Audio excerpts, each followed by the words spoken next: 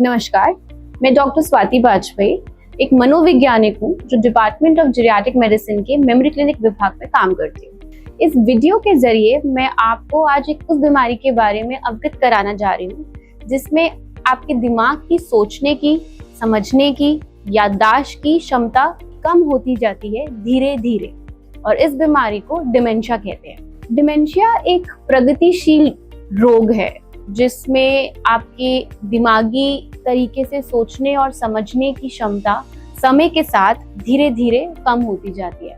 आपको लगता है कि आप स्लो हो रहे हैं। आप अपने आप को जब पहले कंपेयर करते हैं तो आपको ऐसा लगता है कि पहले मैं बहुत चुस्त थी और अब मुझसे वो काम नहीं हो पा रहा है।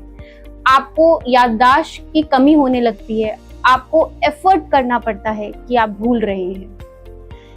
तब आपको समझ जाना चाहिए कि ये एक डिमेंशिया का सिम्टम है। हालांकि लोगों को लगता है कि भूलने की दिक्कत, जो भूलने की समस्या है, वो एक ओल्ड एज प्रॉब्लम है और काफी लोग उस चीज को इग्नोर कर जाते हैं। मान लीजिए जैसे कि चाबी रख के भूल जाना, कहीं जा रहे हैं तो रास्ता भूल जाना, चश्मा भूल जाना। लेकिन अगर वो आपकी रोजमर्रा की जिंदगी में अगर वो कोई दिक्कत नहीं पैदा करता तो वो कोई घबराने वाली बात नहीं है। बट लेकिन जहां आपको लगता है कि आपकी भूलने की क्षमता की वजह से रोजमर्रा की जिंदगी इफेक्ट होने लगती है, जैसे कि जो आप रास्तों में जाते हैं वो रास्ते भूल जाना, गैस स्टोव बंद करके भूल जाना, आप अक्सर जिनसे मिलते हैं उनके नाम भूल जाना, अगर ये सब चीजें आपके साथ हो रही है तो इस समय आपको समझ जाना चाहिए कि आपको एक डॉक्टर से मिलने की जरूरत है। इसलिए ताकि आपके सही समय पे जांच हो सके और जितनी जल्दी डिमेंशिया को हम पकड़ सके उतनी जल्दी उसका रिस्क हम कम कर सके। सो ये बीमारी डिफरेंट चरण में होती है, इसके डिफरेंट स्टेजेस होते हैं। जैसे कि आप देख सकते हैं, फर्स्ट स्टेज होता है प्री क्लिनिकल स्टेज, जिसमें इंसान नॉर्मली भूल जाता है लेकिन वो आपके रोजमर्रा की जिंदगी को अफेक्ट नहीं करता है। दूसरा चरण होता है माइल्ड कॉग्निटिव इम्पेयरमेंट। इसके अंदर आपकी रोजमर्रा की चीजें, जैसे कि बैंक के काम करने जाना और वहां पे आप भूल जाना कि कौन सा फॉर्म भरना है, कितने पैसे विड्रॉ करने हैं। आप फोन पे बात कर रहे हैं और आप भूल जाते हैं कि आप वो कॉन्वर्सेशन कैसे मेंटेन कर सकते हैं। आप लोगों के अक्सर नाम जिनसे रोज मिलते हैं उनको भूल जाते हैं। तब हम कह सकते हैं कि आप pre clinical mild cognitive impairment में स्टेज में है। सो इसका तीसरा चरण होता है डिमेंशिया, जहां आपके बेसिक एक्टिविटीज में खराबी या दिक्कत आने लगती है। कपड़े कैसे पहनते हैं उल्टा सीधा वो भूल जाना, घर के अंदर कंफ्यूजन हो जाना कि घर का रास्ता कहाँ पर है, अपने फैमिली मेंबर्स के नाम भूल जाना, बेसिक टॉयलेटिंग ट्रेनिंग भूल जाना। तब आप कह सकते हैं कि आपको एडवांस डिमेंशिया है। घबराए नहीं, डिमेंशिया बहुत स्लोली और प्रोग्रेसिवली बढ़ता है, तो इसके रोकथाम करने के काफी जरिए हैं। और सबसे महत्वपूर्ण तरीका और सबसे महत्वपूर्ण सुझाव जो मैं आपको देने जा रही हूँ वो है active social life, which means आपको अपनी सक्रिय सामाजिक जीवन रखना है। आमतौर से जब आपकी उम्र बढ़ती रहती है तो काफी लोग क्या करते हैं कि अपनी सामाजिक लाइफ को बहुत लिमिट कर देते हैं, सीमित कर देते हैं।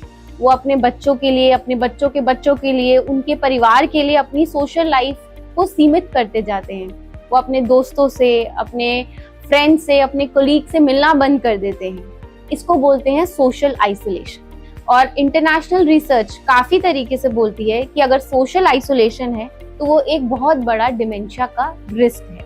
अब हमें जानना है कि आगे करना क्या चाहिए। उदाहरण के तौर पे मैं आपको कुछ एक्सरसाइजेस बताऊंगी जो आपकी सोशल लाइफ को एक्टिव रख सकता है, आपकी सामाजिक लाइफ को सक्रिय रख सकता है। जैसे कि आप देख सकते हैं, पहला दोस्तों से मिलना, नए फ्रेंड्स से मिलना, नए लोगों से मिलना, चाहे आप उनसे फोन पे बात करें, चाहे आप उनको मिल के आए, पार्क में जाए, या फिर आप उनसे नई दोस्ती बढ़ाए, नई बातें करें। ये एक बहुत अच्छा तरीका है अपनी सोशल लाइफ को एक्टिव रखने का। सो भिन्न तरीके के ग्रुप्स ज्वाइन करना, जैसे कि योगा हो गया, जैसे कि मेडिटेशन ग्रुप हो गया, स्पिरिचुअल ग्रुप्स हो गया। इससे आपकी संज्ञात्मक और सामाजिक जीवन बहुत ज्यादा सक्रिय हो जाता है। इससे आप और ज्यादा अपनी डिमेंशिया रिस्क को डिक्रीज करते हैं, रिड्यूस करते हैं। दूसरा उदाहरण के तौर पे एनजीओ ज्वाइन करना, स्वयं सेवा संस्था, जहां आप अपनी सर्विस दे सकते हैं, चाहे वो गार्डनिंग की सर्विस हो, चाहे छोटे बच्चों को पढ़ाने की सर्विस हो, चाहे वो जानवरों की सेवा हो। ये सब एक्सरसाइज बहुत अच्छे तरीके से आपकी सामाजिक एक्टिविटीज को सक्रिय करती है। ये भी एक बहुत अच्छा तरीका है डिमेंशिया के रिस्क को रोकने का।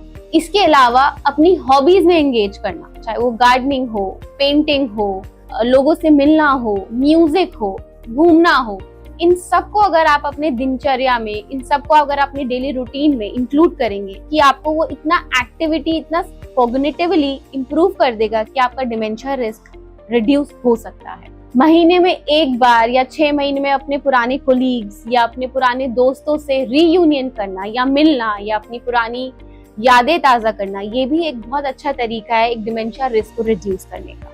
इसके अलावा अगर आपके बच्चे, आपके ग्रैंड चिल्ड्रन हो, उनके साथ नई तरीकों को साझा करना, उनके दौर की नई टेक्नोलॉजी को सीखना, चाहे व्हाट्सएप ग्रुप हो, चाहे फेसबुक चलाना हो, चाहे इंस्टाग्राम चलाना हो, ये सब सीख के आप अपने आप को संज्ञात्मक रूप से बहुत ज्यादा सक्रिय कर देते हैं।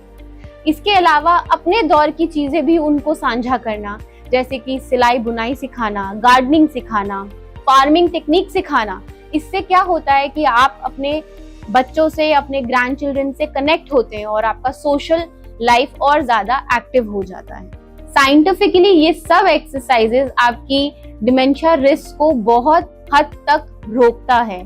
सो इसलिए अगर आप इन सब एक्सरसाइजेज को इंक्लूड करते हैं अपनी डेली रूटीन में, तो आपके काफी डिमेंशिया रिस्क को रिड्यूस करने के चांसेस रहते हैं। तो आज से, अभी से मैं सब बुजुर्ग लोगों को कहना चाहूंगी कि आप लोग अपनों के साथ साथ अपने लिए भी जिए, जहां आप अपने शरीर के साथ साथ अपनी सामाजिक लाइफ, अपनी सामाजिक जीवन, अपना संज्ञात्मक जीवन को एक्टिव रखें, ताकि आप इस बीमारी से बच सके और इसकी रोकथाम कर सके।